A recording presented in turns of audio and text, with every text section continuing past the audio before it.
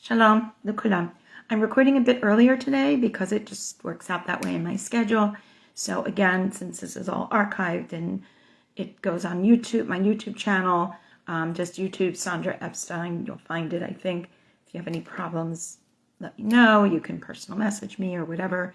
And also next week, it will be recorded at some random time.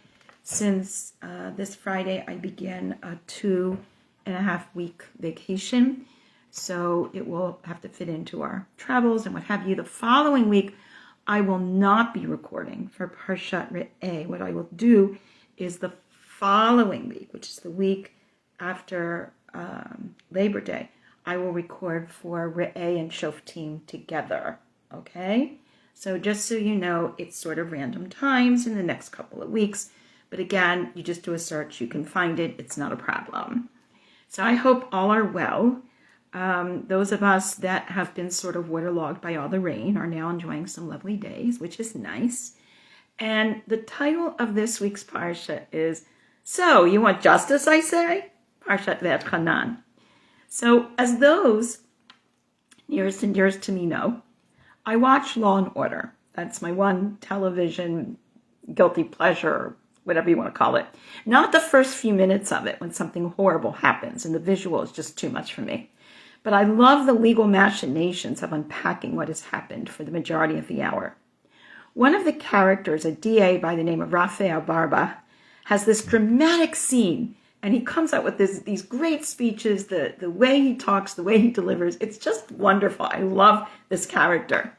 And in this dramatic scene in front of the jury, where doing a most difficult case to adjudicate, he says in essence the following: just because it's right, it may not be just. And just because it's just, it may not be right. So you want justice, I say? Someone hurts you, go and hurt them. Someone takes your eye out, take their eye out. Somebody breaks your leg, break their leg. And he goes on and on and on. And he is loud and insistent in his speaking. And obviously, he is pointing out that there is something else. Something above right, above what is perceived to be just. What is that? It is not, according to DA Rafael Barba, an eye for an eye, not by a long shot. Towards the beginning of our parsha, we read as follows. V'ata Yisrael shma et hachokim v'et hamishpatim asher anochi melamed etachem la'asot l'm'an tichyu v'atam v'rishtam et ha'aretz asher Hashem Elokei avotechem naten lechem.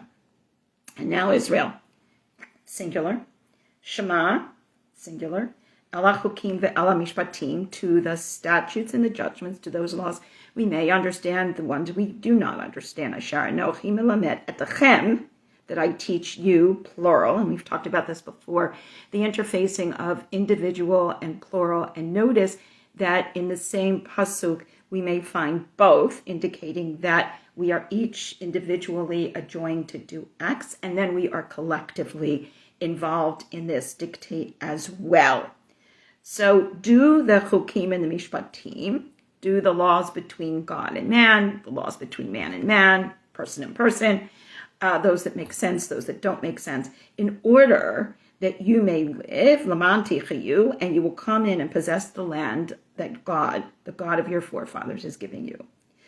Lo tosifo ala davar asher anochi mitzavatchem v'lo tikru. Don't add, don't subtract. Lishmor et mitzvot Hashem Elokechem asher anochi mitzavatchem. Do what I tell you. So, and some of you may have heard me say this before, it's kind of like in my many, many years of teaching kids who didn't do the work that they were supposed to. So Dr. Epstein, what can I do for extra credit? Well, how do you give extra credit if the required elements have not been met? We all just watched the Olympics. And the Olympics, the Olympians can't say, oh, I don't want to do the required elements. I'm just going to do everything for extra credit. No, it doesn't work that way. Don't add, don't subtract. What I'm giving you is enough. We are taught by Chazal that everything we need is contained here. That all that is just and right, all that we have to do is follow the instruction book, so to speak. And in so doing, there is another dimension that serves the purpose of being right and just, which solidifies the equation we are attempting here. We see this phrase sometimes in our text, Hu Ish Tam. We see it with Noach, Tamim, We see it with others. And tam literally means kind of simple. But according to Ramchal, Moshe Chaim Luzzatto, that simplicity is simple in the fact that it's complete. So think about this. And again, I've used this before. I apologize for those that find this repetitious. A circle is actually the most simple of the geometric shapes, and yet is the most complex in terms of its formula and calculations of its area. We note the interposing once again between the singular Atah Shema Yisrael and the plural Etechem. And again, this is an ongoing theme. Please pay attention to it. You don't necessarily get it in the English, but you will get it in the Hebrew, those of you that can. And I want you to appreciate that intersection. Ushmarta, singular, et chukav, you shall observe God's statutes and commandments, which I command you this day, asher ani mitzavacha, singular, that it will go well for you and your children after you, and therefore tarich yamim, your days will be prolonged upon the earth that God has given you. So again, we see this, it's not, a lot of times people think, oh, what I do as an individual person doesn't matter. Our elections are coming up in the United States. If I don't vote, it's okay. But if everybody feels that way, then we've got a problem. So the collective can only do its work if all of us individually do our part. In the beginning of Parak Hey 5, we introduce the Aseret HaDibrot, and we see Vayikra Moshe al Kol Yisrael, and Moshe calls out to all of Israel, what's called the singular collective. It's a singular term, but refers to everybody. Vayomer Aleihem, to them, okay? It says to them. Listen, Israel, to the Chokim, to the Mishpatim. Again, we repeat this distinction, which I speak in your ears this day. Learn them, observe them, do them. L'madatem, shmartem, lasotam. So learn them, guard them, do them. No, I didn't do my homework, but I thought about it. No, that's not good enough. After this repetition of these critical standards, we are again reminded, but as for you, the ata, singular, po, amad, imadi, you are standing here with me. I speak to you all of the commandments, kol ha-mitzvah, kol ha-chokim, kol ha-mishpatim, everything that I've commanded, all of the chokim, all of the mishpatim, asher tilamdem, the asu, again, bringing in the singular and the plural interfacing, do them as a plural, that all may do them in the land. Ushmartem, and here we go to full-fledged plural, la'asot, do them, kasher tziva Hashem Elokechem, the Lord your God, plural, etechem, lo tasiru yamin velo small. Don't turn to the right, don't turn to the left. In every way which God has commanded you, you shall go. Verse 30. L'man tichyun v'tov lachem, in order that you live and it will be well for you, that you may prolong your days in the land that you will possess. Then, in Perek Vav, I'm not speaking at great length about the Shema or the Aseret HaDibrot. If you want that, go to my YouTube channel. You can check other years for this particular Parsha, but I want to focus on something else this year. So just, if you think that that's an omission, it's not an omission. This is the Kavanah. In Perek Vav, as part of the Shema, one of our added texts of the Devarim, we were told, "V'ahavta et Hashem Elokecha b'chol levavecha v'chol nafshecha v'chol me'adecha v'hayu ha'devarim asher anochi mitzavcha hayom al levavecha." We know in the Shema also, we begin with the singular, then we go to the plural. We see here a hint of the need for personal investment and ownership. This is al levavecha, on our hearts, in our souls, each and every one of us. After this oft-repeated daily text of the Shema, we read, Shmor tishmurun et mitzvot Hashem Elokechem v'edotav v'chukav asher tzivcha. Diligently keep the commandments of God, God's testimonies, God's statutes, which God has commanded you. And you shall do, back to singular, v'asita hayashar v'hatov, what is right and what is good in the eyes of God, in order that it may be well with you, you will come and possess the good land, which God swore to your forefathers. We see this interfacing of right and proper, hayashar v'hatov, and just and good. Why is this distinction made? What is the differentiation that makes a difference as opposed to a differentiation without distinction and rises above the use of seemingly alike terms? If you look in your friendly neighborhood thesaurus or whatever, you will find these as analogous terms. But the point here in this text is each is communicating something singular and specific. Rabbi Lord Jonathan Sacks, Zichrono L'Shalom, gives us an expansive perspective on this notion. He teaches as follows. Ramban goes well beyond Rashi's fundamental point, that the right and the good refer to a higher standard than the law strictly requires, lifnim mishort adin, going above and beyond the law. It seems as if Ramban is telling us that there are specific aspects of the moral life that are not able to be caught up by the concept of law at all. This is what he means by saying it is impossible to mention in the Torah all aspects of man's conduct, with one's neighbors and friends. Law is about universals, principles that apply in all places and all times. Don't murder, do not rob, do not steal, do not lie. Yet there are important features of the moral life that are not universal at all. They have to do with specific circumstances and the way we respond to them. What does it mean to be a good husband or a good wife, a good parent, a good teacher, a good friend? What is it to be a great leader or a follower or a member of a team? When is it right to praise and when is it appropriate to say, you could have done better?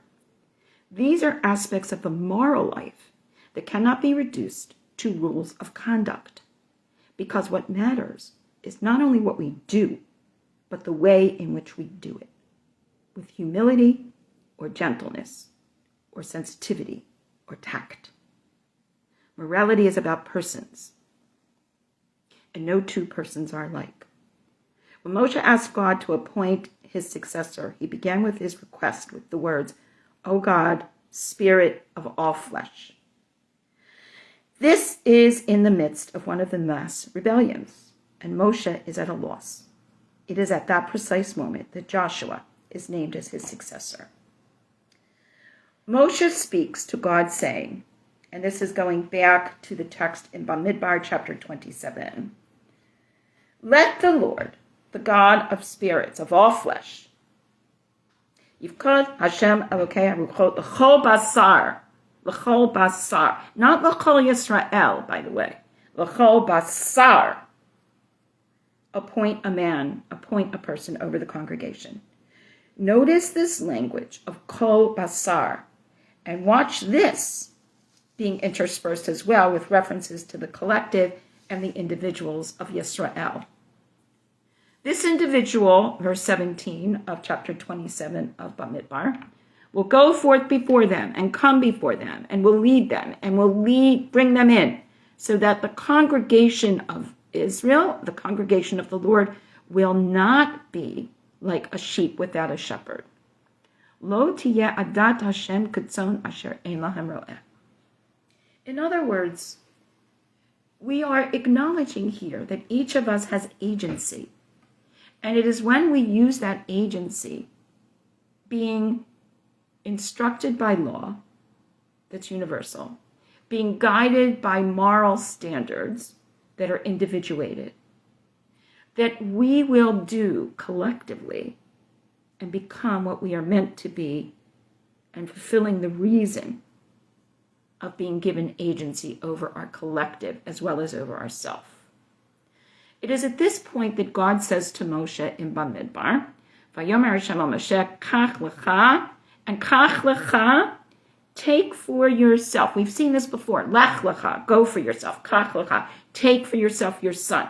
In other words, you not just take to yourself, but take for yourself. In other words, this is for your benefit.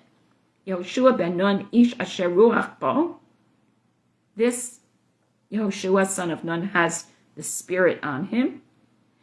Usamata yadcha alev, and lay your hand on him. On this, the rabbis commented, what Moshe was saying was that each person is different. So he asked God to appoint a leader who would relate to each individual as an individual, knowing that what is helpful to one person may be harmful to another. This ability to judge the right response to the right person at the right time is a feature not only of leadership, but of human goodness in general. Morality is not just about a set of rules, even a code as elaborate as the Taryag mitzvot, the commands and the rabbinic extensions from the Taryag mitzvot. It is also about the way we respond to people as individuals. The story of Adam and Chava in the Garden of Eden is at least in part about what went wrong in their relationship. When the man referred to his wife as Isha, woman, a generic description, a type, only when he gave her a proper name, Chava, Eve, did he relate to her as an individual in her individuality.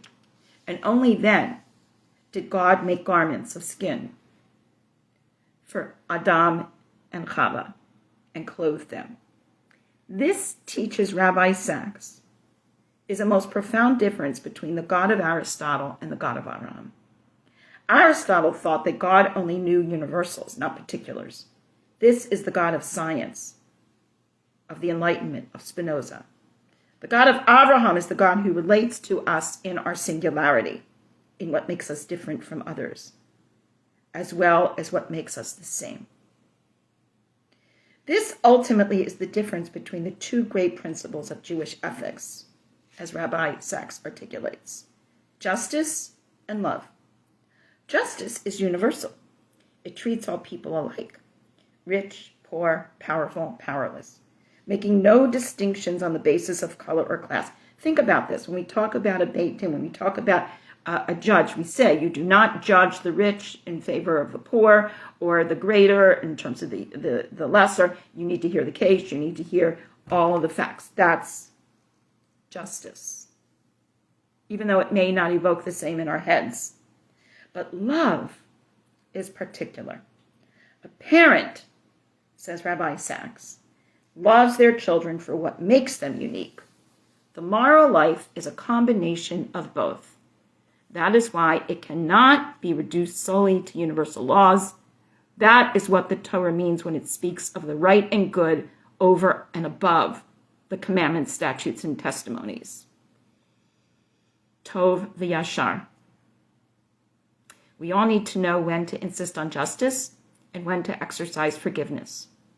The people who have had a decisive influence on our lives are almost always those that we felt understood us in our singularity.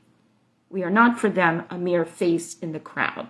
We are not merely a part of the collective, but we are also individuals in our own right. That is why, though morality involves universal rules and cannot exist without them, it also involves interactions that cannot be reduced or defined in rules. When we turn to our Haftarah from Yeshayahu, Parak Mem 40, we are told, Nachamu, Nachamu, we know that this is Shabbat Nachamu after Tisha B'Av. God says, and Rashi explains, Yeshayahu is referring to his future prophecies. These are consolations. These are not the prophecies of retribution. Nachamu, Nachamu, Ami, Yomer Elokechem. Be comforted, my people, says God. Speak to the heart of Yerushalayim, call to her, because she has done so much wrong. Here is where we are to show others our moral fiber. By observing V'ahavta l'reacha kamocha, and you shall love your neighbor as yourself.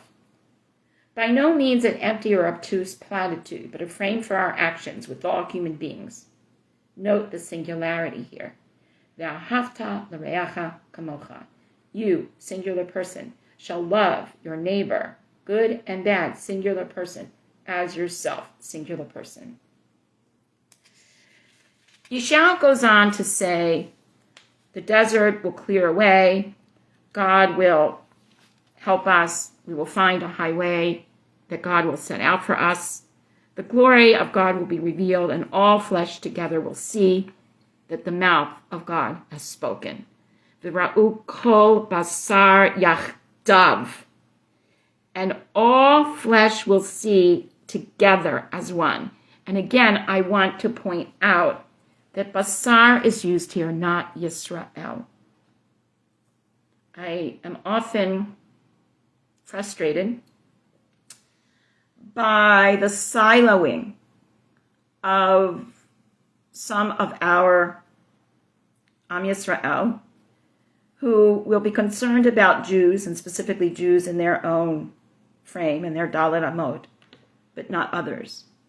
And when we are concerned about others, and I deal with this all the time in my work, both in my multi-faith work and, well, in my teaching, and then also in Eshel, we're called more liberal. And I just responded as such to someone who wrote about that. And basically I said, if we are caring about everyone, and if we are concerned about the well-being of Kol Basar, and if we are doing what we can to make it a better world, and not just showing concern for me singularly or the group I feel most identified with singularly, that's being a human being. That's being Kol Basar, which is being invoked here. Here is our most profound statement of singularity. Kol Basar Yachdav. Each person joins together, and only then can the collective work be done. It is clear that we are all part of this collective as we continue in the Haftarah. God is universal. Justice and what is set as the standards for such is to be universal. Remember that one of the 7 Noahide laws to his sons were for a system of courts of adjudication. It is God, as the Haftarah continues, who sits above the circle of the earth, Hashem Yoshev al Chuk haaretz, and whose inhabitants, v'yoshveha kechagavim. We know that image. It comes from the Meraglim, from the scouts, when they went into Eretz Israel and they said, oh, we appeared as grasshoppers to them. But God stretches out the heaven like a curtain. God, stretches it out like a tent for all to dwell. God brings princes to naught, judges of the land to naught. Who will you compare me to, that I should be equal, says God. Lift up your eyes on high and see who created everyone, mi bara ela. God's might is great. God's power is strong. No one is missing. Here's our answer to the question from the first part of our Haftarah. God is above and the creator of all human beings. Kol basar. We read in Bereshit, Adam. Not Adam. Right? That God breathed air into the nose of the human being, the earthling. We are all earthlings. When we think of ourselves as B'nai Yisrael, we have to also think of ourselves as B'nai Abraham and B'nai Adam, meaning we are part of the family of humanity. Being part of the Jewish collective does not exclude being part of the larger circle. It is only a segment of that circle. God knows, God remembers, and God created the world that way, I believe. This is how we must live in it. This includes being right, being just, being proper, and showing love as well. As we all know all too well, we can have all the rules in the world. But if people, including heads of state and rulers, do not understand the moral fiber of what it means to be human and the humility of being created by God, then all of this is for naught. If we cannot pivot in the face of individuality and different needs, as does God, then what purpose is served by laws and standards? It is precisely our morality as articulated in the teachings by Rabbi Sachs and so many others, that will help us do what is right and just in a way that is constructive and meaningful, in the way that Ribono Shel Olam has done and intended for us to model and utilize, not the ridiculous extreme that D.A. Raphael Barba sets before us. Let us all remember that we are individuals. We are part of a collective. That collective is part of a larger collective. And Kol Basar, every human being, all flesh, has been created by God. If we think about that, and then through that see the Taryag Mitzvot and all of their extensions, then I am confident we will understand and come to embrace the moral fiber that takes us above and beyond the letter of the law and allows us to actuate it in the way in which it was intended. Shabbat Shalom.